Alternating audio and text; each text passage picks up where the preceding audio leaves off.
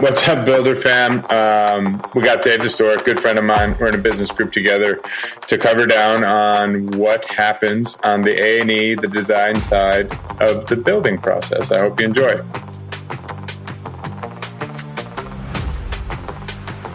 So, Mr. Dastur, thanks for entertaining me. I'm gonna I got a little agenda for us. We're gonna talk about who is Jensen Halstead. I'm gonna have you tell your builder story.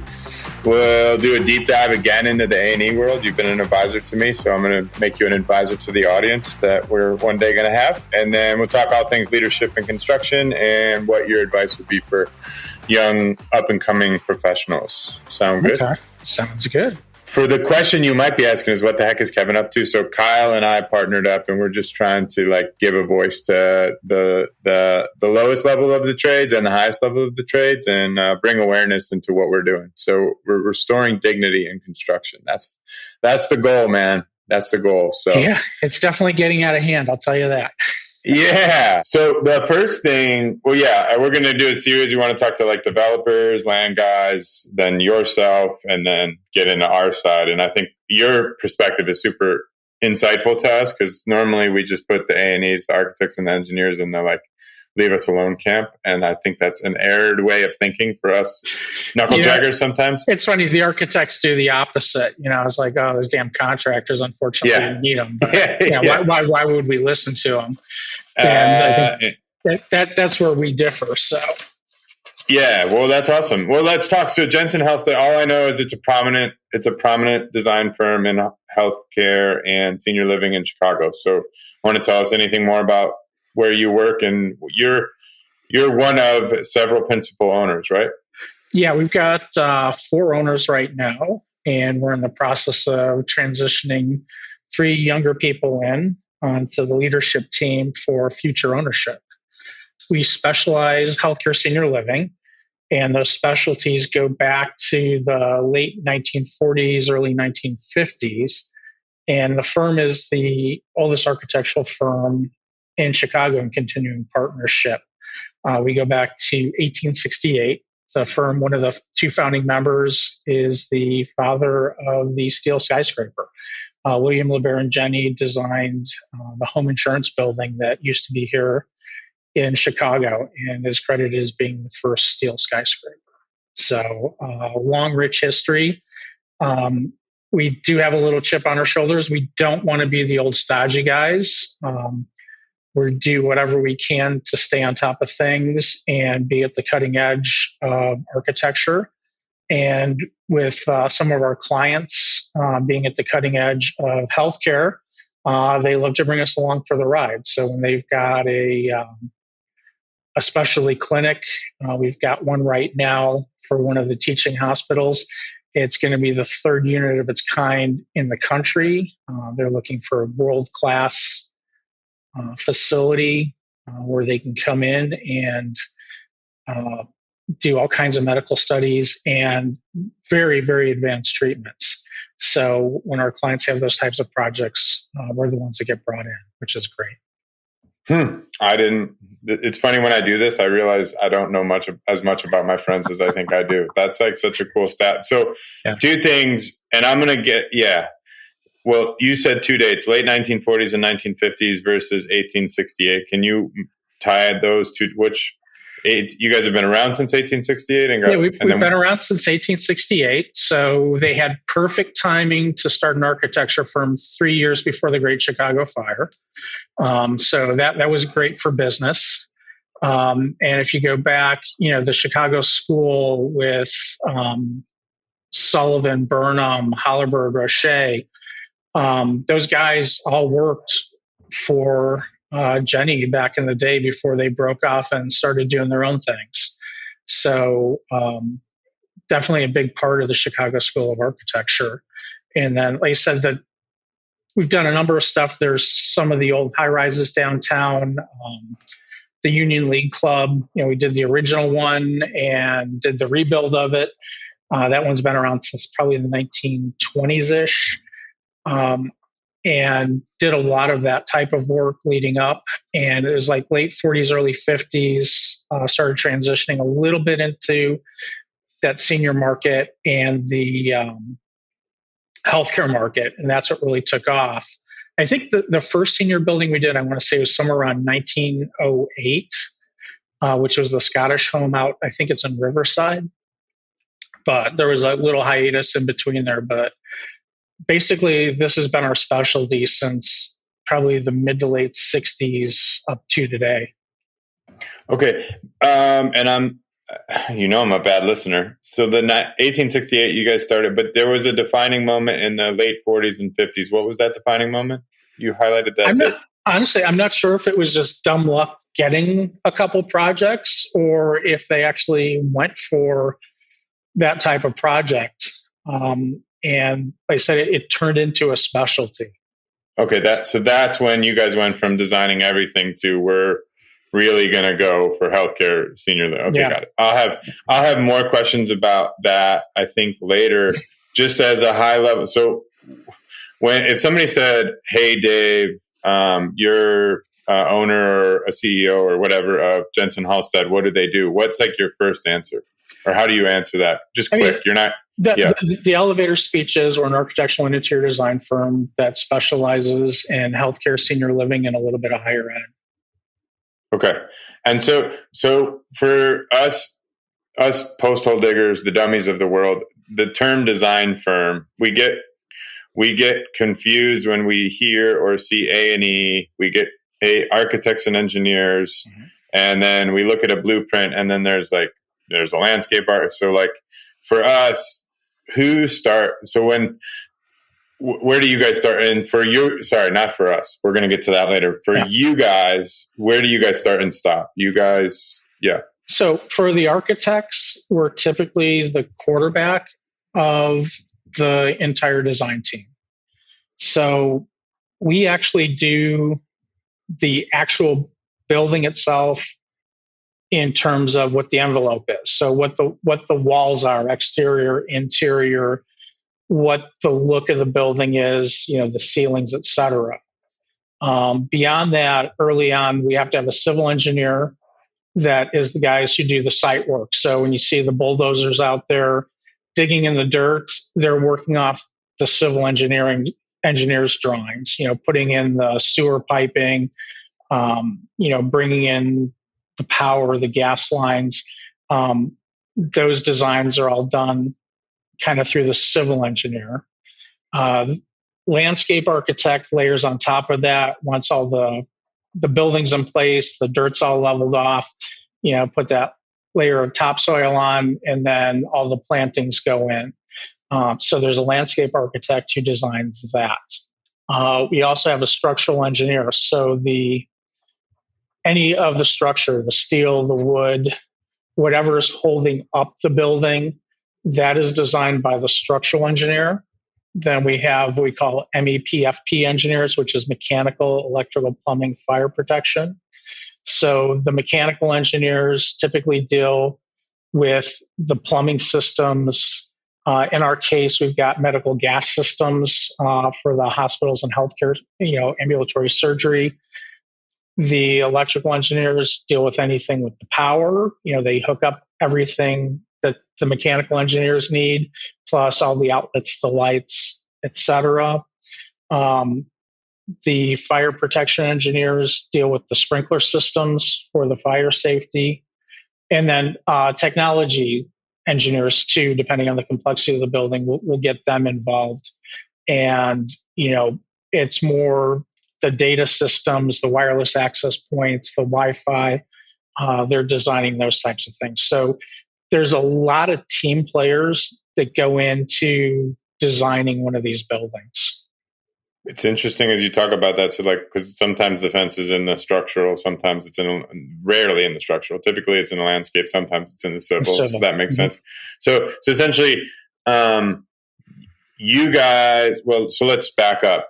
Let's just say, pick a client, any client, maybe Loyola Health. Let's just say that maybe they decide, hey, we want a new hospital, and do they find the ground first, or do they come talk to you guys first and say, we want a building, and then take me, how does it start? How does it all start? So typically, if it's hospital related, they're already on the existing campus, and probably 99 times out of 100, there's an addition on the building. So the land's already there. For like the outpatient stuff, we've been doing a lot of outpatient buildings, clinic buildings. And for that, the hospital will find they all have brokers that are on retainer. So basically they're a realtor, for lack of a better term, to go and find various sites that they could potentially put the building on. Sometimes the owners just take the site and say, deal with it. Sometimes they're like, hey, we've got these 3 sites.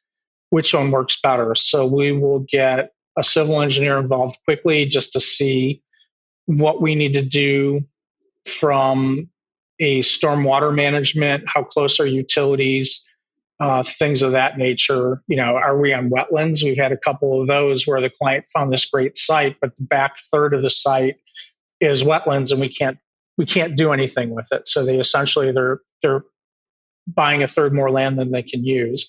And we'll typically see what size building we can get on there, what configuration. So we'll do a quick plan that shows the building, the parking. We'll verify the parking with civil and find out from them, if they know of anything's happening kind of under the ground there that we would have problems with, and what we need for storm management. A lot of the buildings now, before, there are areas where you can do like a detention pond. If we have a big enough site, you'll see a detention area. A lot of owners right now, especially as we get closer and closer into the city, where we actually have to dig out and put underground tanks in the ground that will do that detention. And that's quite expensive. So let's pause. Why do you need to? We're going to make sure. I'm hoping some of our audience is people that just don't even know what construction is. So what is detention, or what are water tank? What is that a drainage issue, or is that drinking water? So when you get a big rain, right? And if you have a virgin piece of land that's just all grass and trees, the majority of the water will soak into the ground. Some of it will run off and find its way to a stream or river somewhere. When you put a building and parking lot on it, that rain has nowhere to go. And if we just let it sheet flow into the existing sewer system, the ditches, rivers, streams, whatever, we will overload those. So what you do is you design an area of detention. So when you get a big, heavy rain, the water goes down, it goes into kind of an underground sewer system, or goes out to a pond area that holds the water. And those areas have a smaller pipe that feed out into the sewer system or ditch system that regulates how much water comes off of the land. And what they try and do is keep that water flow rate at or less than when it was virgin ground, when the water could soak into the ground. So we have to hold that water and only release it as quickly as it was being released before. Does that make sense? Yeah, it makes great sense. So then to the layperson, I don't want to call them to the non-construction professional, and even myself, when you drive and you see a big residential development, we see a bunch of ponds there. Those aren't because they want people to have fishing ponds. Those are because what used to be cornfield and natural drainage is now a bunch of houses, so they needed a place to put the water. So that's why. Exactly. And some of them are wet with the ponds. Some of them you'll just see a big low-lying field. And some of the park districts use their soccer fields as detention areas. So you get a 100-year flood, you can't play soccer for a day or two. Mm-hmm. I remember that growing up. And then you're saying in the city, because we don't have room to put ponds, they're putting tanks under the building. You got to dig down, put a tank in, and we're we try and do that under the parking lots. We don't like putting those things under buildings if we can avoid it. Interesting. That's fascinating. Okay, so then, and what's interesting about what you're I'm going to walk the dog back here. So essentially, let's pretend I want to build a hospital. Generally, I have the land, or not a hospital, outpatient building. I get a broker, I get a real estate professional, someone like, not really like Dom, but a real estate broker, known as a realtor in the residential world. I find some land. I say, hey, can you put me a rough blueprint on, and you guys kind of template it, see what works. And then you guys generally, as the lead architect on the project, we'll bring in a civil engineer. Like after we get going, we say, all right, we bought the land. I need you to build me this hospital. And so you guys bring in a civil engineering team, a landscape architect, a structural engineering team, an MEP, FP engineering team, and if needed, technology engineers to design the building. Yes. Correct? And what's fascinating is we're talking about industrial, but the process is somewhat similar if we were going to build a house, other than maybe we go get a general contractor to work in unison with you, or how does that look? It runs the gamut. I mean, even on our projects, we prefer having the GC on board right when we're on board, because their input is invaluable upfront in terms of, especially if we have a budget to hit. It's better to have them on board looking at what we're doing, how we're doing it, and working with them to say, hey, if we build the wall this way versus this way, both of them will stand up, both of them will stand the test of time. But, if we do it this way, we can save $100,000 versus this way. So we like having them on board right away. With a house, again, I recommend doing the same thing. Like our friend Lisa, who has a design build residential, that's a great way to go, because you have the architect and the contractor talking together. I think the one thing with residential, you're still going to need that civil and landscape, depending on how big the house is and how extravagant it is. Sometimes the architect can pretty much do all of the drawings for those. If you get into something that's a little more custom, a little more extravagant, you might want a structural engineer. Maybe you get a mechanical engineer involved also, if you want something more than your standard residential furnace. So it differs a little bit that way, but the architect is still the quarterback of the design.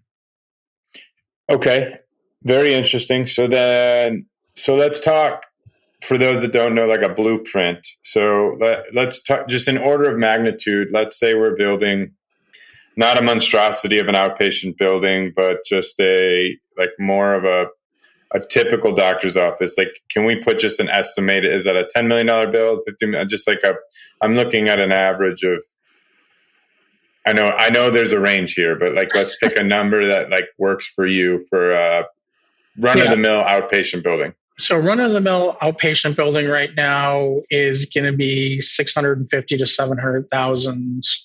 I'm sorry, $650 to $700 a square foot to build. So if you have a 20,000 square foot building, you're going to be looking probably close to a $14 million construction cost. Okay. And then for those of us that can't think in our head, like a typical house is 3,000 square foot, or not, maybe somewhere between 2 and 4, maybe 150. So a 20,000 square foot outpatient building, how many doctors are in there, if for us to put it in our terms? So in something 20,000, you would probably have 18 to 19 doctors. You're going to have X-ray and MRI techs, probably 4 of them. You're going to have probably 2 lab people, probably 6 to 8 administrative people. So check-in, registration, and manager type people. So somewhere around 30 to 40 total. Yeah. Okay, cool. That's fascinating. This is, I hope my audience is fascinating. And that's a small building these days, too. Yeah. Most of them are double, triple, quadruple that size. And when you think of the mega one, I know I drive by that mega one in Rockford. Was it Mercy? Was that the big one in Rockford? Yeah, I think that was a brand new hospital, I think, that went up.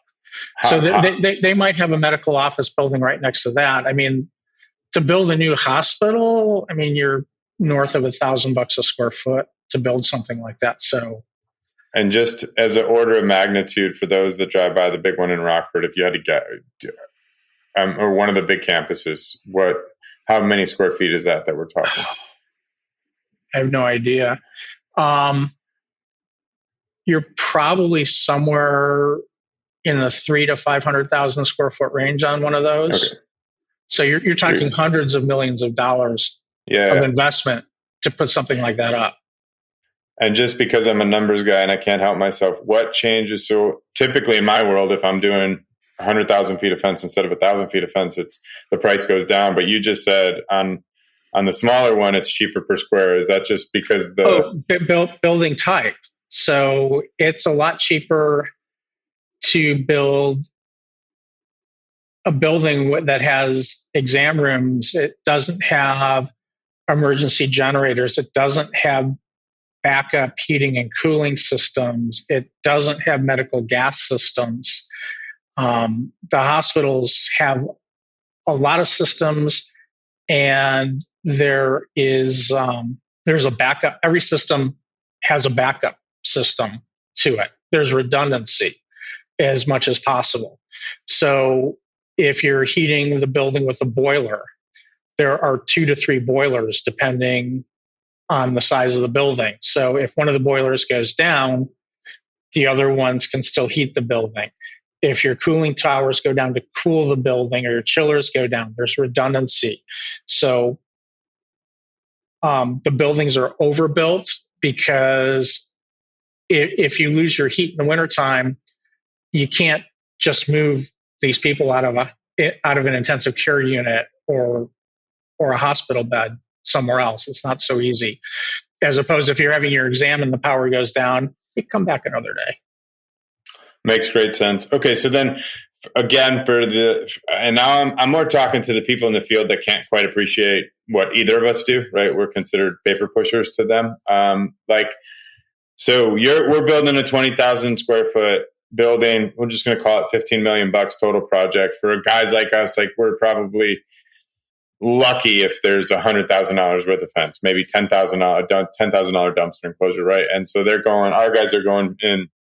We're going to do 2 or 3 days worth of work. But what I want to know is, I've seen the plan sets, and the people that are also pushing papers, my estimators, the sales team, have seen plan sets. But what goes into that plan set? So, and I mean, I don't know if there's a way to quantify maybe like the megabytes, because they're huge. They're huge. You got to have how many pages?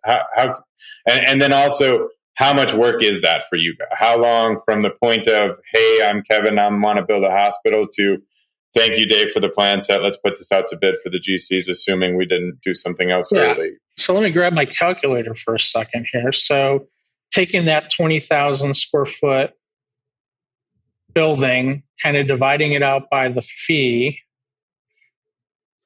So overall, we're going to say that's plus or minus 3,600 hours worth of work that goes into designing that between all of the disciplines. Probably just a little bit more than that, actually. All the disciplines, though, not just you. That's 3,600 hours of all the the total design team. Okay, got it. So if you think about it, that's one person full time for 2 years if you're going to grab a couple of vacations in the middle. So that's how much time it would take if one single person was working on it. And generally, I know from the moment they actually say go, not when you're courting them and selling the work and all, when they say go, what is your timeline to build? And do you have any idea on average how many pages, individual pages? And I think what's fascinating is what we're talking about is taking a piece of land that looks like grass and putting a structure up. And so how many pages are in that plan set?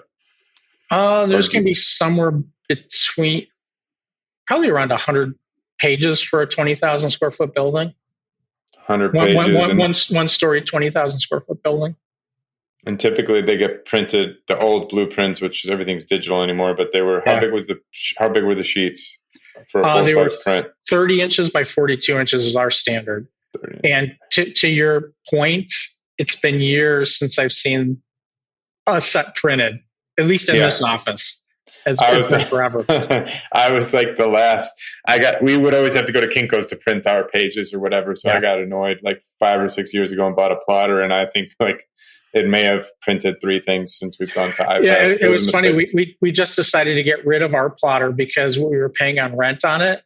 And we were actually in-house. We were printing 7 pages a month. So it was costing $85 a page. It's gone. Yes. See you later. Do you have any idea what I don't speak this, but in case any tech nerds tune into us, how many megabytes is it? How many megabytes of data? That set is probably 18 to 20 megs. 18 to 20 megs. Yeah. We just finished a hospital project. It was a $25 million hospital remodeling that has many more sets. That set, granted, we had some color sheets in there, but that was like 122 meg set. 122 meg, and generally it's black and white. I mean, other than y'all's logos, there's not a lot. We're actually, since it's digital, we're doing more color now within these sets because it's just so much easier because almost nobody is printing anything. We were on site about 3 weeks ago. We built a 75,000 square foot building. They left the top floor open, and we're starting to build that out. I want to say they're probably halfway done with construction. And the superintendent was like, we're at a point, I'm going to get a set printed here because some of the guys showing up may not have their iPads or may not have iPads. So they're actually going to print one set for the entire site that'll probably have, 35 to 50 guys at any given time building it out. So, well, I still can go into a construction trailer and see people are still thumbing through blueprints. You guys are probably on the bleeding edge. Yeah. Some of our projects. We work with some pretty sophisticated contractors too. So yeah, we're trying to be one. I think in our trade we're doing well. So let's talk about 3,600 hours. One person would be 2 years full time. You guys get a team of, I'm assuming per discipline, 2 to 5. Is that accurate? And then how long from the point they say go to the point of like, we're ready to break ground, issued, and we'll go through all the stages, but like we're ready for. So the drawings, because we have to, we go through various stages of design. So, before they get the land, we've kind of done the pre-design. We know the building will fit there. So we go through schematic design where we kind of take, if you think of each room as a puzzle piece, and we take all the puzzle pieces and put it together into something that makes sense. And we work with the people that are actually going to be working in the building and the people that are going to be managing the building and make sure we have all the puzzle pieces in the right spots. And then we go into what we call design development, where then we go into each, instead of looking at it on a macro level, we go into each individual room and look and say, okay, your sink is going to go here. It's going to be this kind of sink. It's going to have this kind of faucet. You're going to have cabinets, with these many doors, these many drawers. Your exam table is going here. Your outlets are going here. Your data is going here. Your computer is going there. And we go room by room, at least room type by room type, and set up every room that way. And then we go back when we're done with that and everybody's happy with it. Then we do the actual construction documents is what you guys see. So that whole process probably takes 4 to 6 months, depending on the owner and how quickly they can gather people and get things going. Got it. And then when you say construction documents, so this is what relates to me, particularly in some of the renewable space, but there's a IFC, and in between we seem to have 30, 60, 90 very common, like 30% design, 60% design. Does that relate to you guys, or is that just from? Yeah, it kind of like the schematic would be like your 30% design development would be like the 60, and then the construction documents would be 100% design. Okay, so yeah, we just keep adding layers as we go. And so and I said these things and I didn't articulate. Issued for permit, issued for construction. What would you call? Do you guys have a term for when they put it out to bid? Sometimes they'll go to bid. Like I know this doesn't relate to you guys because it's not a public bid. But when the design firms bid it, is there issue IF? I've never seen IFBs. They're either already got a. Typically, our sets will say issued for bid and permit because we typically do both at the same time. Okay. But they can be separate issuances. Like you said, probably more so on the public sector work, which we don't do very much of. We do a touch of, but not much.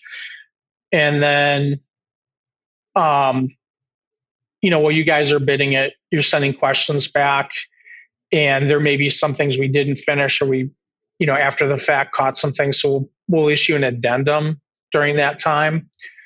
And then once all the bids are in, everything is set, contractors starting to roll. What we'll do, we'll take all those addendums, plug them into a set, and do that as the issued for construction set. Yep, got it. The IFCs. It's all about the IFCs.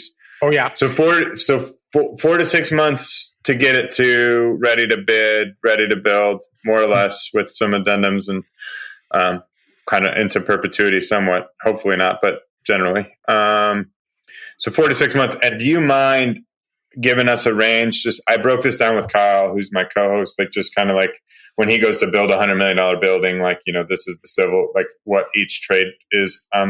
On the design fee, is there an approximate dollar amount that you're comfortable sharing, like a range on a $14 million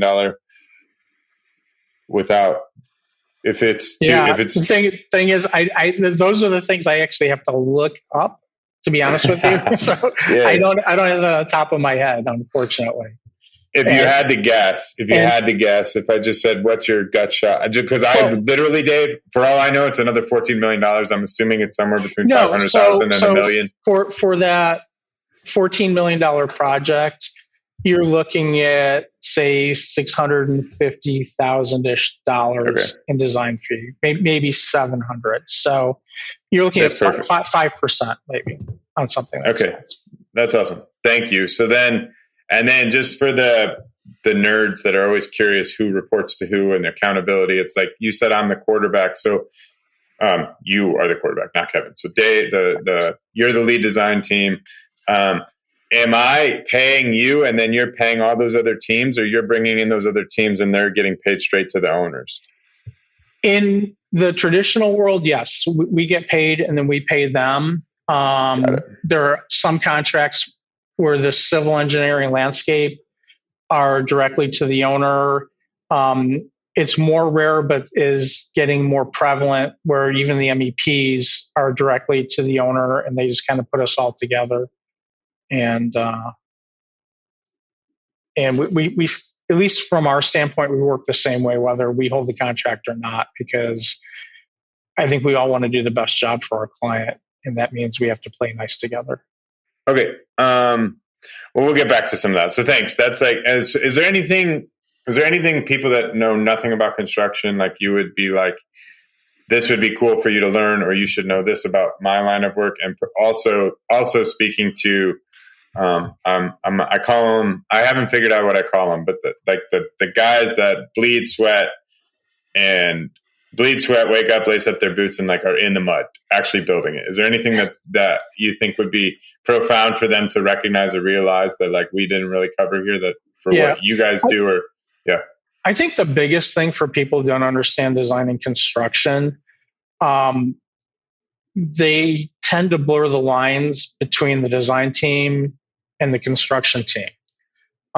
They don't understand where the handoffs occur. So we do the design, we send the drawings to the contractor puts together the pricing, and they build it.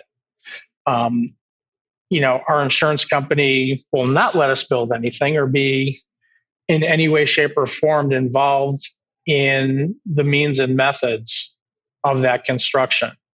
So when I send you that drawing, I'm not there telling you how to dig your holes for your posts. Whether you do that with the old-fashioned, post hole digger, or whether you've got a $250,000 fancy machine to do it, doesn't matter to us. We have no input one way or the other how you actually physically construct that fence or how you put those bricks up. As long as how it turns out, we do say, hey, your post holes need to be this deep. You need to fill it with this kind of concrete, or, in the case of the building, we shall use this bricks with this kind of mortar, with this kind of backup.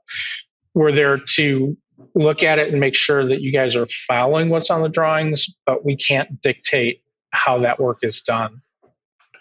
Yeah, I think and I appreciate you saying a lot of your undertone is like the partnership that should exist between arts builders and subs. And like, I think in a separate venue, and I might ask you to come back, I want to talk about, I think like part of construction, both residential and commercial, I think is painful because it's like inherently we're siloed, like, and we'd have to get back to the front end. It's like you can't really bring a GC in if you got to go put it back out to bid later. So like the GC is going to advise you, hoping for preference and deference. But if the bid goes by low, I think there's a myriad of, I would call them deliberate breaks in the supply chain, where in which it's hard for me to feel in it, even if it was your project, like unless you brought me into it, like, which is very rare. Generally speaking, like it's very hard for me to be a partner with my GC, my designer, and the owners. It becomes like it feels like generally what it shakes out is it's the owners and the designers against the GC against the sub, and it's just, I think, I'm sure your projects don't go that way. I'm sure they don't, but that is the traditional way of doing it. We're a little bit of a unicorn in that respect. Part of it because of how some of our clients deal with it. They're smart enough to know to get everybody in the room at the same time. And even some from the subcontracting side, we never quite make it down to the fencing. I know. Nobody does. Yeah, I know. Sorry about that, Cass. It's okay. It's the truth. It's not unusual to have a mechanical contractor, an electrical contractor, sometimes a mill worker, the door hardware guys. It's not unusual to have them on board early in the process while we're designing. And we're in that prospect. I think the more sophisticated clients are doing that at this point and finding they're getting good value by doing that, because they're getting the expertise of not only the designers, but the guys who are actually having to build it. It's kind of like we're all better as a team than we are as individuals. I mean, you've seen that, being in Vistage and stuff. When you've got a whole team thinking about something, especially if they're coming from different backgrounds, the end product is going to be way better. And then I think we take it even a little bit further here in how we collaborate with the GC and those subs, because we actually welcome their input, because they're the guys in the field swinging the hammers and, knocking the tin and wiring everything up. So they actually know how to do that way better than we do. And we can learn a lot from them. Yeah. I appreciate you saying that. I think a lot of, depending on who our audience evolves into here, it's very refreshing. And I think you guys are probably as successful as you are because you take that mind. It's all mindset, and it's easy. Yeah, go ahead. And because of that, believe it or not, one of our best resource referrals are the contractors that we work with. When an owner is looking for a new design team, they start asking around, and we have gotten more leads and more projects through general contractors than anything else. Kudos to you. I think that's super awesome. So before I leave the field of design and architects, I'm curious if you don't mind giving me two lists, like the bigs, like the big design firm, and not just in your space, just all over the country. Just I know of a couple, and I'm just curious who you cite, because there's a lot of people that do it in house, right? They're an A&E. They are a total design, and the big ones, and then what I would call the coveted, the people that you look up to and you're like, man, they're doing it. I admire the way they do business. Do you have a few? Yeah. I mean, in terms of the big firms, at least with what we do, you've got the Canon Designs, the Genslers, HOK, HDR, they're big national firms, do business a little bit differently we do, which is fine. They're the guys who are going to take on that greenfield hospital project in Rockford. Whereas, at our size, we're going to do those medical office buildings or the addition onto the hospital, depending on the size. So they're a little bit different.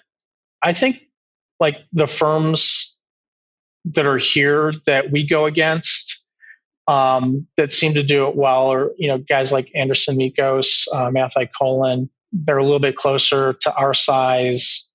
They seem to take great pride in taking good care of the clients.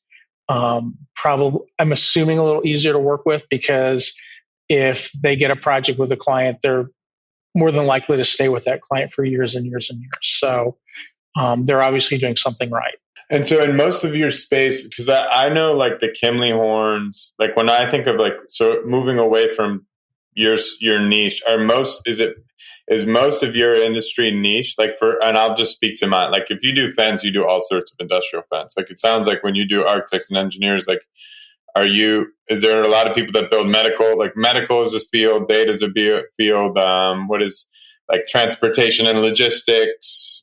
Yeah. So if you take like an HDR or Canon design, they have studios. So they have studios that do nothing. They're kind of siloed. This is the healthcare team. This is the education team. This is the office building team. This is the multifamily residential team. So they tend to break them up by teams. Firms our size tend to do 1 to maybe 3 specialties, just because putting up a condo building is very, very, very different than putting up a hospital. Maybe you can go from condo to over 55 independent senior living. It's not too much different. There's some nuances you need to do.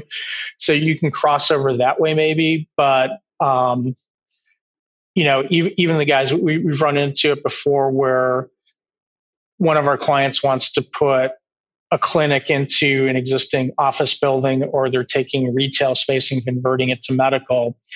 And the landlord says, "Hey, I've got this great architect. They're inexpensive. Go do this." And once they get the first layout from the architect that specializes in retail or specializes in condo, they invariably call us, because it's such a different specialty. I'd love to list out the specialties, but before I do, if you got to build like one project and you got all the resources and there's no this is like your retirement tour. You just get to build like something like really iconic that you get to put your name on and say, "I built that." And like, is it preferably something that hasn't been or has been built? Like it's like, man, I wish I could design that. Again, you're not resource constrained. You got the whole team. It's just you get to be the lead guy. Like it'd just be a fun project to design. What's the dream? Yeah. So it can't be a hospital. It cannot be a hospital outside of your specialty. Yeah. The thing is, though, I think it didn't necessarily draw me in, but once I've been in it, I kind of jokingly say, when I gave you the elevator speech before, the elevator speech could also have been, we design buildings people don't want to have to go to. And if you think about what we do, when was the last time somebody said, "Hey, I want to get in a car accident today so I can go to the emergency room, stay in the ICU for a while, maybe have some surgery." Said no one ever. Said no one ever. Or, even on the senior living side, maybe not so much on, some of the active adult stuff that we do on the senior. Yeah, some people actually want to go to there, but the skilled care, nobody ever really wants to go there. And I think, to me, designing spaces that either help heal people and or make their lives better, to me, that is way more cool than doing a 200-story hotel in Dubai or something. I can appreciate those, but I would rather do something that is going to help somebody. So if you're saying I can't do a hospital, like something cool like for Shirley Ryan or a Northwestern or, Mayo Clinic type thing, I would probably kind of flip my hat to that senior living side, where we could do kind of a full scale development where somebody who is over 55, you can start out in a really nice house or a really nice apartment in a vibrant community that has amenities for socialization to keep you going. And then as you have to kind of age in place, going to that assisted living, again, designing spaces that are going to keep you happy, keep you safe, keep your health up long as possible as you age through that process, and doing something so you can do that with dignity through the end of life. Damn it, Dave! I wanted like a freaking sexy skyscraper, the Sears Center, the stadium, and you had to go and be altruistic and noble, and good for you. No, you're a good nobody man. would have ever figured that from me, but it would be nice if it was like a high rise downtown that was cool looking. Sure, that would be great, but obviously something that has a high sense of design to it and makes people's lives better. You're a good man, Dave. That was a great answer, even though I wanted to talk about all these new stadiums. What's that building? Do you know that building they're building in Oklahoma City? It's going to be the tallest, isn't it? Are you familiar with that one? No, I haven't heard about that one. I got to look it up. I'll do my homework. In Oklahoma City? I might have got the state wrong. Don't quote me. Don't quote me. So really quick, back to I'm a simple builder. That's what we're going to call me and my people that dig holes. Simple builders. So specialties. You said a few. So I understand high rise. I understand multifamily. I think. You take me through the list as you recall the specialties, because my list is different. It translates different. So how do you see the world? You've got people who do education. There's people who specialize in like K through 12. There are some people who specialize in higher ed, and again, very different specialties. You've got the senior living communities. You got multifamily, obviously the single family. There's firms that specialize in what we call, like the downtown TI. So somebody's going to rent a space in the Sears Tower or Willis Tower, whatever you're calling it these days. And you've got, to build out their space within there. So you've got kind of like that downtown tenant improvement specialty. Health clubs are a specialty. Trying to think what else is out there. I mean, there's just a whole bunch of building types. If you can think of it, somebody probably specializes in it. Restaurants, and would it be, adult entertainment, casinos. People do casinos and adult entertainment. I mean, that's a whole subset in its own. I have to say it. I think, casinos is fine, but adult entertainment as a segment of building, I just think Dave and Buster's, Dave and Buster's, not the strip clubs. There you go. Okay. And then data centers are another specialty. Warehouses are another one. Warehouse. So would you put warehousing with logistics? Is that kind of the same thing? Yeah, probably. And even one of my partners here, her husband's a family-owned business that does manufacturing. They make juice. They had to find an architect and engineering firm that specialized in process manufacturing. And I got a chance to go through that building just before it was finishing construction, and kind of some of the cool stuff that go in there that we would have no clue whatsoever how to set up. So, but those guys conversely wouldn't go and try and do a hospital, So you said data, and I think to the layperson, people don't even know, but like when we say, it's saved in the cloud, that's a building that somebody designed and somebody built and somebody put a fence around, right? It's just a big computer. Those are huge warehouses that draw a ton of power to the point where they're actually considering doing, can't remember the exact term, but basically mini nuclear plants to run those, the amount of cooling that they require. They don't need any heat for sure, but the amount of cooling that has to go in those, they're pretty phenomenal building type. They're huge energy hogs though.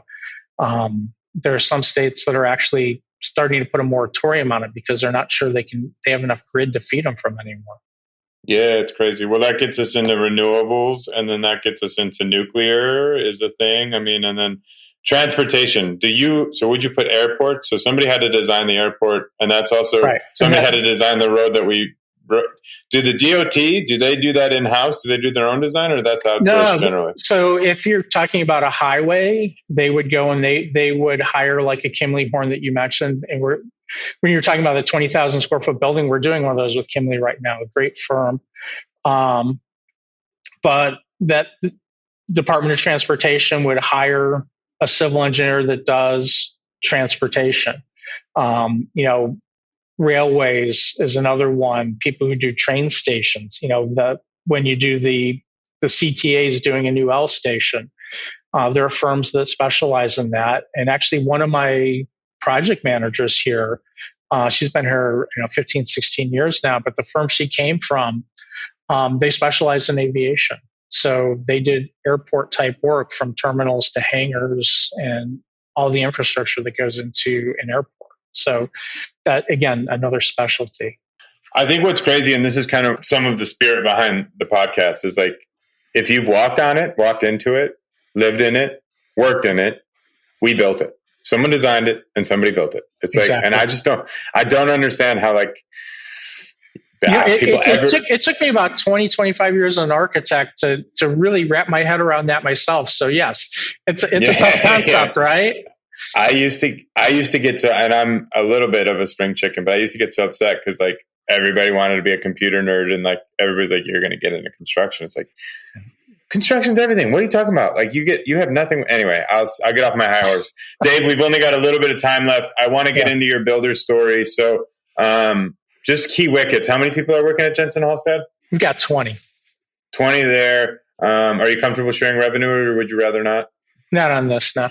Totally. Yep. Fair. You'll see it next month. You'll see it in a few weeks. It's more just giving people a perspective, but I don't want to be uncomfortable. And then, so I'm not going to tell, we're going to do a fun thing for the audience. Dave and I share a heritage. Don't say what it is.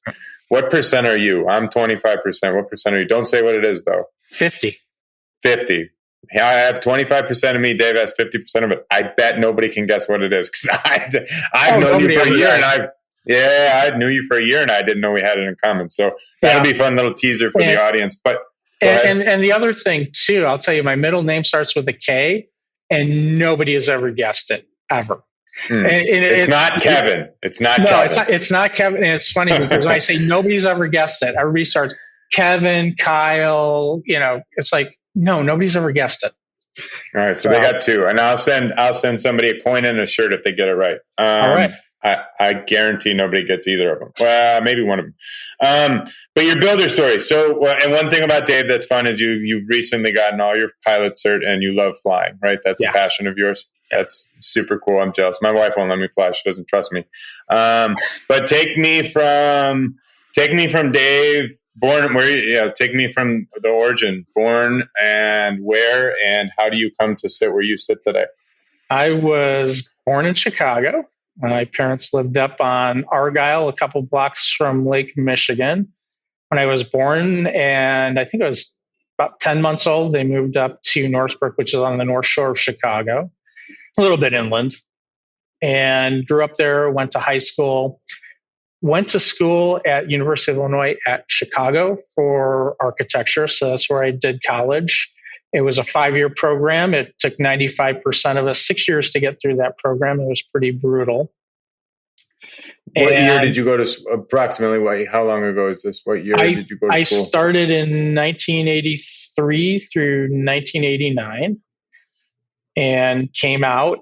And my last 2 years of school, I had an internship at a company that was based in Deerfield. They're now downtown here. Also, and when I graduated, I got a job right in the Loop in Chicago at 35 East Wacker, which is a jeweler's building.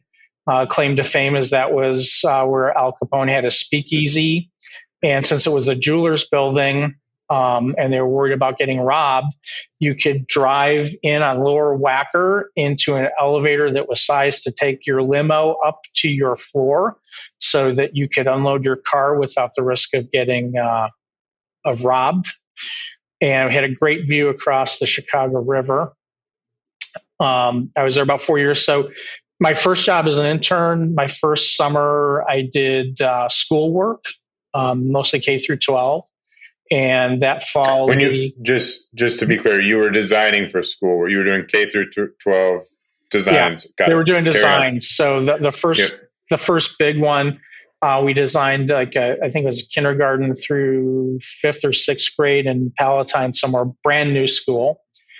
and spent a big chunk of the summer doing that. In the fall, somehow I got assigned to one of the healthcare projects, and somehow that team held on to me for the next 20, 21 months. And so when I was ready to graduate, I sent out my resume. I got a job with the firm downtown here that specialized in healthcare. And the first One three. second.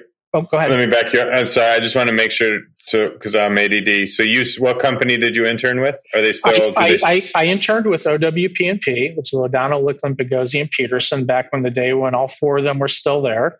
That firm was bought out by Canon Design a number of years later. So, some of the legacy people I started with there 38 years ago are still there as Canon.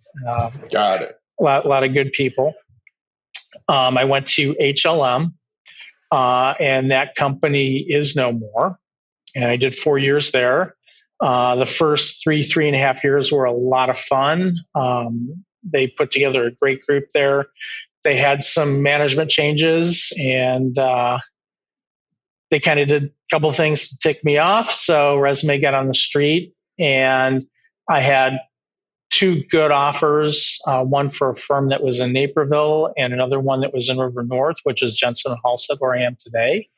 And I switched over just shy of 32 years ago. And I've been here ever since. I think it was here maybe about 3 or 4 years, and got a little bit of ownership, a tiny bit that I bought into. And then after about 3 years of that, we did a major buyout and finished that when I was 39 and was president of the company at that point. That's so cool, man. Congratulations. Can we talk? So, and now you're speaking to hopefully some either young college kids or somebody that's swinging a hammer that wants to get in the office and always wanted to be a designer.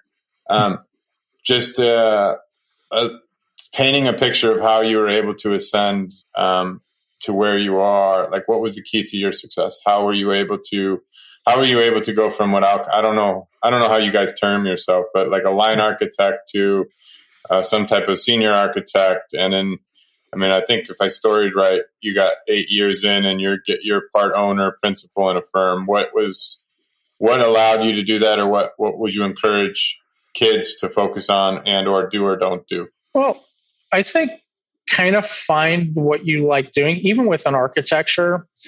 We're not all sitting here sketching, like you said, beautiful skyscrapers. You got people who have different specialties within the specialty. So I really enjoyed the planning part. So sitting down and putting those puzzle pieces in place. I've got a partner and a couple of junior people who are great at creating the outside look of that building. We've got interior designers who are great at the interior look of that building.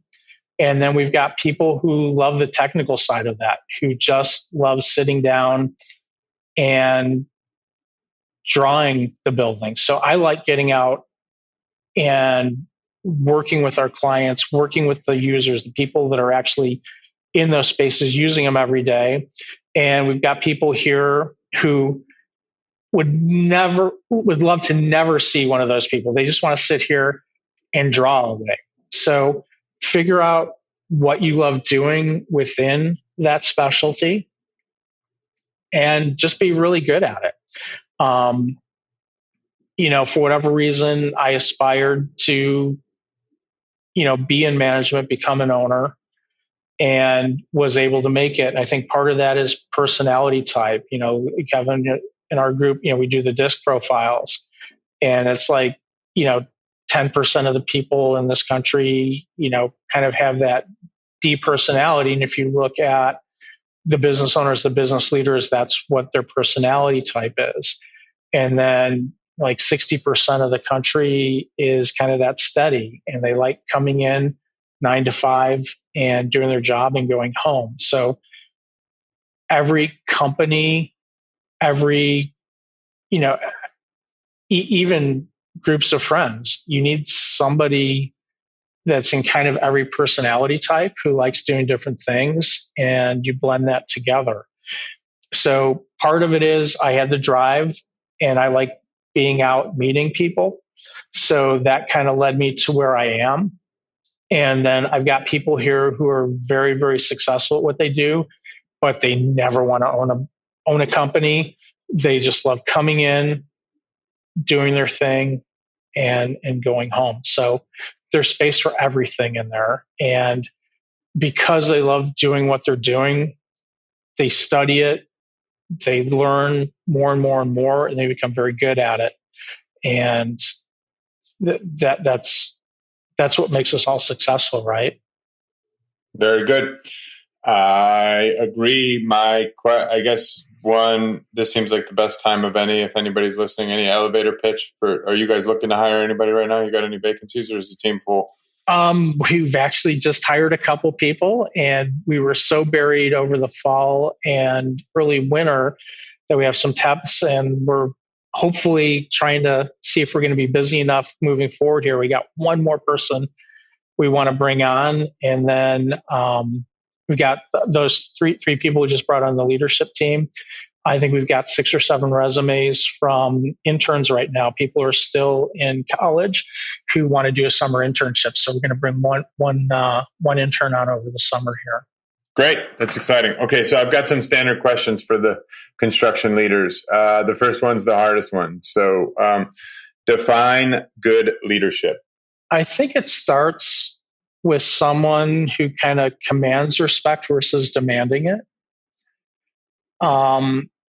I think a good leader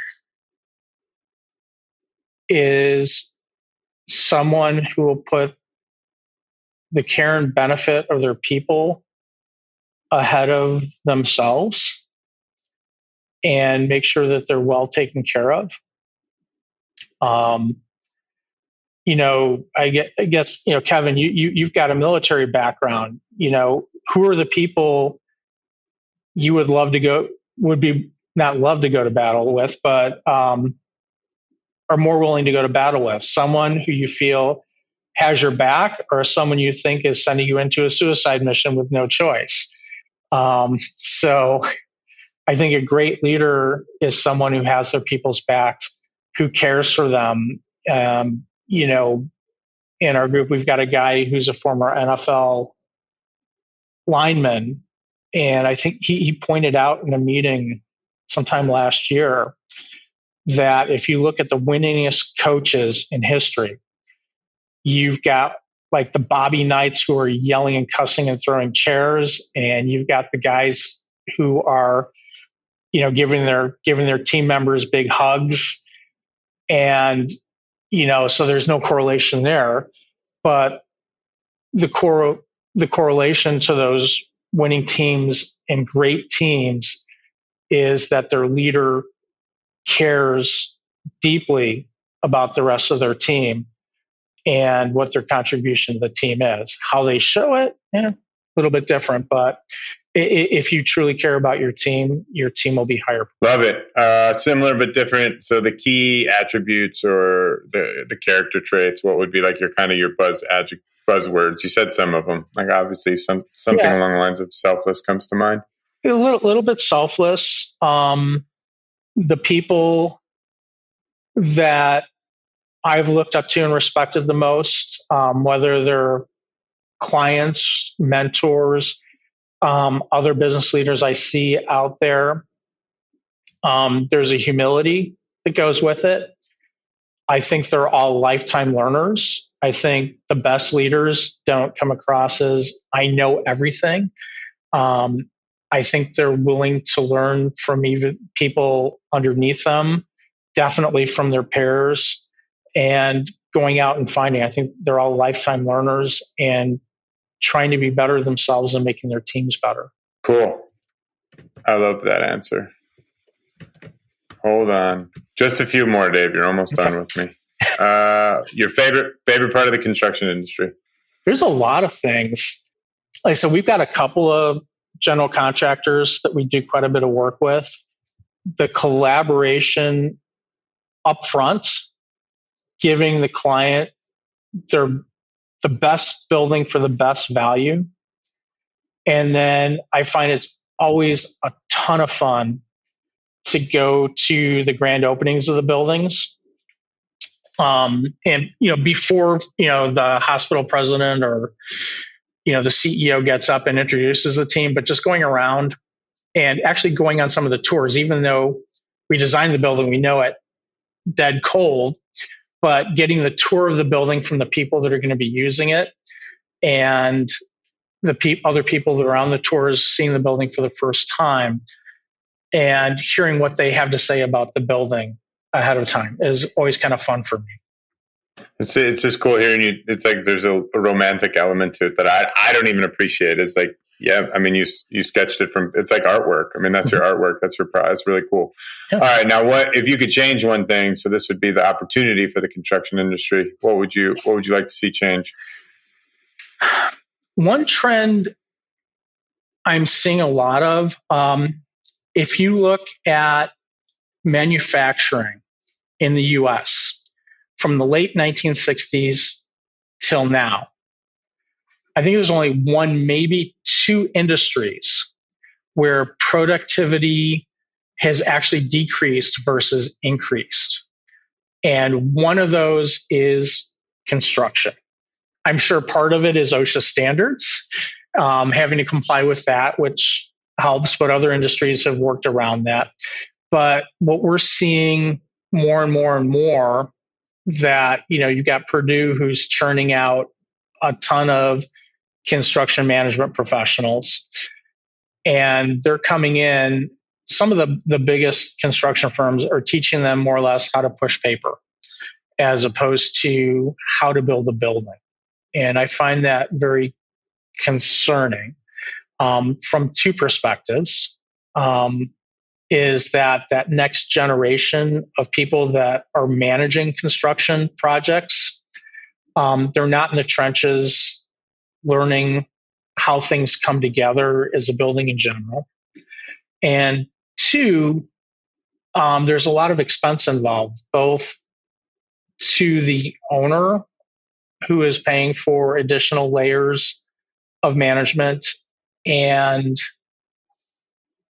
from our side, the number of hours it takes us once the drawings go out for bid till the building is built is going up because we're dealing with more and more and more paperwork than actually getting the building built. So I would like to see a little better training of people who are going to college to become a construction management specialist and see a lot less paperwork and a little more collaboration. We got to get builders in charge of our trade, not lawyers and insurance people is my answer. I'm glad you said that because that's a fight worth having. Yeah. That was all right. Besides your heritage, what makes Dave Dastur unique? Not even quite sure how to answer that. I think I kind of take everything with a grain of salt. It's hard to get me super excited as in, kind of ticked off or things. I tend to be a little more analytical. When there's an issue, think it through, fix the problem, move on, don't dwell on it. In and out. I like it. Yeah. Favorite, what books would you recommend? What's on your top? You're a reader. What's your what's the hot list? It's funny. I'm actually not a huge reader. I think if I didn't have the day job, I would. I love novels.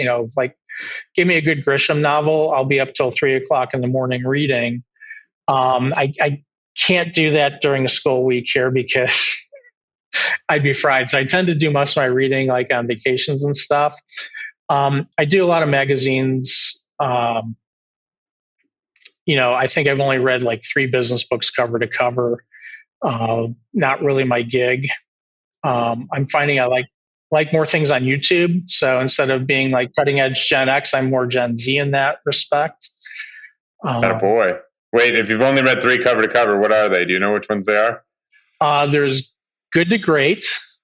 Bill Cusick used to be in our Vistas group, wrote one I can't remember the name of it, but it's by Bill Cusick. It might be under William Cusick. And it's basically about customer retention. It costs a tenth as much to keep a customer as to get a new customer. I think, unfortunately, he was a little ahead of the curve with this, with both his book and his business. And there was a third one out there, and I'm drawing a complete blank on it. So I guess it didn't make that big of an impression. We don't want to read that one. If you don't remember its name, we don't want to read that one. All right. You can answer all of these, one of these, or none of these. Well, you got to answer one. Okay. So I'll give you the list of questions and you can pick one and I can re-say them. So either your favorite famous person, your least favorite famous person, the story of the toughest period or season of your life. If you were God for a day with you are not resources combined, you can do anything and fix anything and you can just will it into existence. What problem would you solve? Mm-hmm. That's it. We'll leave you there. It's funny because I tend not to kind of worship famous people. I'm more likely to have somebody in my inner circle who I look up to more. So I'll pass on that one. I think if I could kind of wave my magic wand, there's a couple of things in there. Kind of goes back to, my grandfather on my mom's side was a farmer. And one thing his mission in life was kind of to feed people. And he would, with like the family garden, beyond what was there, he would try and grow more than they needed. When we went hunting, hunt a little more than they needed, fish a little more than they needed. And he knew exactly who in town needed that help. And, if we'd had a great day fishing, come back, prep everything, and he knew who to drop stuff off to. So kind of feeding people has always been something that's been important to me, along with education. So if I could wave my magic wand, I think there would be no hunger in the world. Everybody would get at least a baseline education within there. And then, sitting here looking out, literally, I've got the Sears Tower as I'm looking out the window here, and some of the violence that's been happening within the city. If there was a way to figure out that social norm to alleviate that, I think those would be kind of three big things on my list. I feel great about it. You got a good heart, man. That's awesome. Thank you for coming and sharing your knowledge, man. That's it. That's all I have for us today. Appreciate it. Thanks.